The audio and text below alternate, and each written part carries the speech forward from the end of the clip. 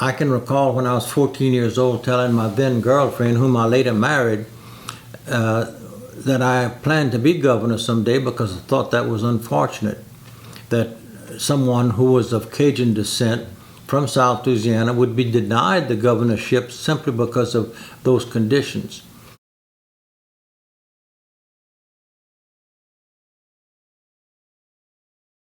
What surprised me was the power, the ability to get things done, and the need to do things, otherwise they didn't happen. Before I managed to get the new Constitution adopted, the governor virtually did everything. Nothing. You appointed all the state employees. If a mayor or a school board member or police juror or sheriff died, the governor appointed a successor without regard to the wishes of the remaining members of the body. And all that changed because I thought it was too much power in one person's hands. Now, if a school board member dies, the remaining members of the board appoints his successor. And that's something that I think has helped a lot to reduce the powers of the governor, but at the same time, not in a way where it affected the administration of government.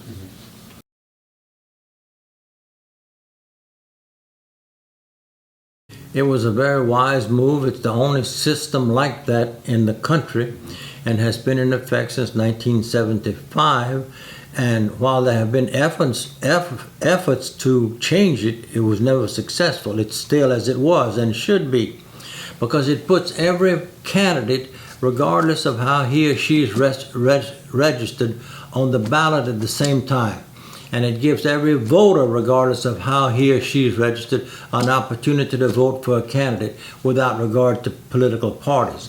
And if one person gets 50% plus one in the first election, he wins or she wins. If not, the top two run it off. It could be 2 Republicans or 2 Democrats or 2 independents or one of each. And that has worked very well. First thing you do is get people you can trust. People who will tell you the truth, even though it might hurt.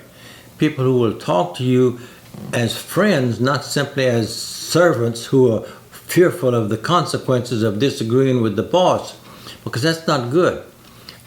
And I always look for people that had some expertise in the area that I put them. And having done that, I then let them run their shop with the understanding it has to be legal. And if it's something that is going to require money or is going to have an impact on the state that I need to know about, I want to know about it before you do it. Let's talk about it. And sometimes I've had to overrule them, but most of the time I had people who knew what they were doing. Oh man, I was under more constant media surveillance while I was governor than ever in my life. I can say this without fear of contradiction. Nobody in public life has ever been under the scrutiny that I have, except possibly the President of the United States. Given that experience, if you were to tell the next governor a basic rule of dealing with the media, what would it be?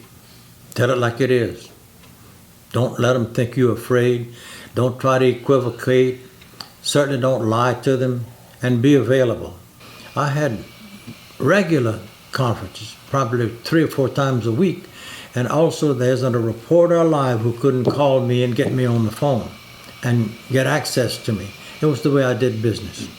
If you got a desire to just be a private citizen and don't want your life inspected or publicized, you better not get in politics. That's part of the game, mister. Well, whether I like it or not, people generally relate the governor's office in Louisiana to Huey Long and Edwin Edwards. He was governor at a time when he could do the things that he did. Now he'd be run out of office. He just couldn't accomplish what he did by the methods he used. And I never used those kind of methods. I was just a different personality. But I think that people basically view me and him as being the 2 most powerful governors in recent times. Well, I'd see what I could do about getting the budget in balance, because we got $1.5 billion worth of deficit. And then immediately I would implement the Medicare Medicaid medical support for the poor and the indigent, the working people, the senior citizens and babies, which the federal government for 3 years would pay for, and after that we would be paying maybe up to 10%. But you have almost 400,000 people in Louisiana who are without any significant medical benefit. And this would be an opportunity by the stroke of a pen to get it done for them. Well, recognize that you can't do everything. I don't care how good and powerful you are. When you get out of here 4 or 8 years from now, there'll still be something for the next governor to do. And you might as well make up your mind about that. Number two, people want you to be trustworthy. And contrary to popular opinion, people don't expect governors to be superheroes. We're human beings. We're flesh and blood. We're going to make mistakes. And we can't do everything. And don't beat yourself to death if you can't do everything that people want you to do.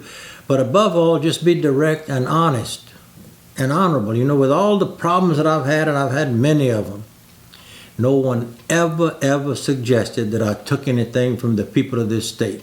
And I'm very proud of that. In spite of all the scrutiny and all the indictments and all the trials, that never was an issue because I never touched the taxpayers' money.